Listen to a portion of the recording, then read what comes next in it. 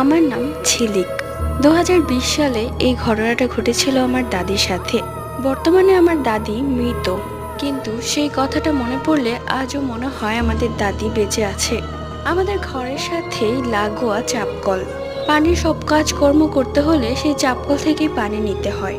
আমার দাদি সেই কল থেকেই পানি খেত। বহুবার বলেছি দাদিকে যে সেই কল থেকে পানি খেও না, কাঁচা পানি খেলে শরীর খারাপ করবে। কিন্তু আমার দাদি গ্রামের মানুষ, তার চাপকলের পানি খেতেই বেশি ভালো লাগে। একদিন রাত 12টার দিকে আমার দাদির পানি পিপাসা পায়। তিনি ঘুম থেকে উঠে সেই চাপকলে চলে যায় পানি খাওয়ার জন্য। চাপকলের সামনে যেতেই দেখে চাপকলটা আপনা আপনি চাপাচ্ছে।